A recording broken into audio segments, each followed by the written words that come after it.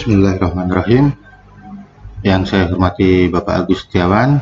Assalamualaikum warahmatullahi wabarakatuh. Saya akan mempresentasikan proposal PTK yang insyaallah akan saya susun. Baik, langsung saja saya mulai. Untuk judul penelitian, yaitu penerapan model pembelajaran problem based learning dalam meningkatkan hasil belajar pendidikan agama Islam pada materi indahnya sholat tarawih dan tadarus Al-Quran kelas 5 di SD Negeri 007 Bengalon tahun pelajaran 2021-2022. Adapun latar belakang masalah, berdasarkan hasil observasi yang dilakukan penulis di SD 007 Bengalon, terungkap bahwa masih banyak siswa yang kurang memperhatikan penjelasan guru ketika proses penjelasan. Siswa cenderung pasif ketika proses pembelajaran berlangsung, dan siswa mengantuk dan bosan saat guru menjelaskan materi, serta hasil ulangan semester genap masih banyak yang belum mencapai kriteria ketuntasan minimum yang diharapkan, yaitu dengan nilai 70 ke atas.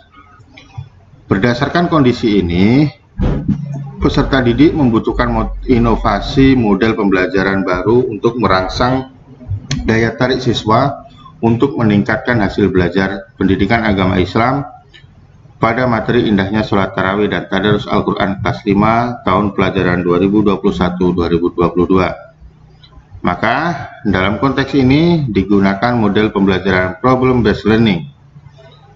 Problem based learning ini merupakan suatu model pengajaran dengan pendekatan pembelajaran siswa pada masalah autentik.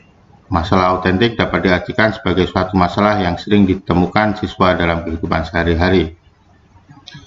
Berdasarkan deskripsi ini, peneliti akan melakukan sebuah penelitian mengenai kegiatan belajar mengajar yang diselenggarakan di SD Negeri 007 Bengalon dengan mengangkat judul penerapan model pembelajaran problem based learning dalam meningkatkan hasil belajar pendidikan agama Islam pada materi indahnya sholat tarawih dan tadarus Al-Quran kelas 5 di SD Negeri 007 Bengalon tahun pelajaran 2021-2022. Adapun rumusan masalah, berdasarkan identifikasi masalah di atas, maka penulis membuat rumusan masalah, yaitu apakah penerapan model pembelajaran problem based learning dapat meningkatkan hasil belajar pendidikan agama Islam pada materi indahnya sholat tarawih dan tadarus Al-Quran kelas 5 di SD Negeri 007 Bengalon tahun pelajaran 2021-2022. Adapun tujuan penelitian, yaitu untuk mengetahui apakah penerapan model pembelajaran problem based learning dapat meningkatkan hasil belajar pendidikan agama Islam pada materi indahnya sholat tarawih dan tadarus Al-Quran kelas 5 di SD Negeri 007 Bengalon tahun 2021-2022. Manfaat penelitian bagi penulis untuk menambah ilmu pengetahuan penulis secara lebih mendalam mengenai penerapan model pembelajaran problem based learning dalam meningkatkan hasil belajar pendidikan agama Islam pada materi indahnya sholat tarawih dan tadarus Al-Quran kelas 5 di SD Negeri 007 Bengalon tahun 2021-2022. Bagi sekolah, untuk memperoleh sumbangan pemikiran untuk pihak sekolah khususnya guru pendidikan agama Islam dalam rangka perbaikan proses belajar dan meningkatkan hasil belajar siswa di SD Negeri 007 Bengalon. Sedangkan manfaat penelitian bagi siswa, yaitu untuk menjadikan siswa kelas 5 SD Negeri 007 Bengalon memiliki hasil belajar yang baik pada mata pelajaran pendidikan agama Islam materi indahnya sholat tarawih dan tadarus Al-Quran tahun pelajaran 2021-2022. Kajian teori ini menggunakan model pembelajaran problem based learning. Untuk hipotesis tindakan, hipotesis tindakan yang diajukan peneliti adalah sebagai berikut. Jika model pembelajaran diterapkan, maka hasil belajar siswa pada pelajaran pendidikan agama Islam materi indahnya sholat tarawih dan tadarus Al-Quran tahun pelajaran 2021-2022 kelas 5 SD Negeri 007 Bengalon meningkat. Untuk metode penelitian, yang pertama rancangan penelitian. Jenis penelitian ini adalah PTK Lalu untuk lokasi, waktu, dan subjek penelitiannya yaitu penelitian ini dilakukan di SD Negeri 07 Bengalon, Kabupaten Kutai Timur, khususnya kelas 5 untuk materi indahnya sholat tarawih dan tadarus Al-Quran. Untuk prosedur penelitian sendiri yaitu menggunakan 2 siklus.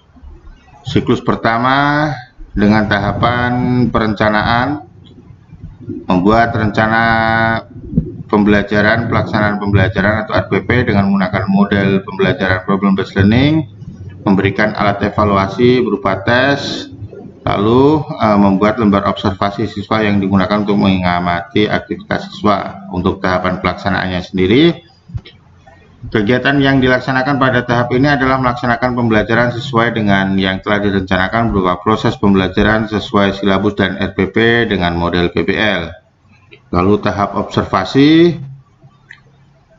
pada tahap ini dilaksanakan observasi terhadap pelaksanaan tindakan dengan menggunakan lembar observasi yang telah dibuat kepada siswa dan guru. Dan tahap refleksi yaitu pada tahap ini dikumpulkannya semua bentuk data yang memberikan informasi mengenai perkembangan proses pembelajaran dengan menggunakan model pembelajaran problem based learning untuk kemudian dianalisis permasalahan yang terjadi. Setelah dilakukan refleksi, maka disusun rencana berdasarkan informasi yang terjadi dalam siklus 1 untuk dilaksanakan pada siklus berikutnya, dan begitu seterusnya pada setiap siklus sehingga tindakan dirasakan telah mencapai hasil yang maksimal. Lalu untuk siklus 2 kurang lebih tahapannya sama seperti yang ada pada tahap 1 pada siklus 1. Dan untuk teknik pengumpulan data sendiri yaitu sebagai berikut. Yang pertama adalah dengan observasi, lalu yang kedua dengan tes, dan yang ketiga adalah dokumentasi. Lalu untuk teknik analisa data, menurut Zain Amiruddin dengan rumus seperti ini.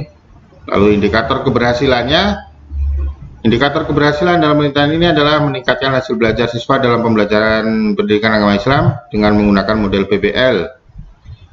Penelitian dikatakan berhasil jika skor rata-rata hasil belajar siswa mengalami peningkatan setelah diberi tindakan. Ukuran skor rata-rata ini yaitu kurang lebihnya 70%. Instrumen penilaian ini ada observasi, ada tes hasil belajar, dan ini adalah jadwal penelitian. Untuk lampirannya, yang pertama ini adalah lampiran pertama penilaian sikap, yaitu dengan mengucapkan salam, sopan terhadap orang lain, santun juga terhadap orang lain. Lalu ini adalah lampiran 2. Ini adalah KPD untuk mengetahui kemampuan peserta didik untuk mengukur penilaian KD atau nilai pengetahuan.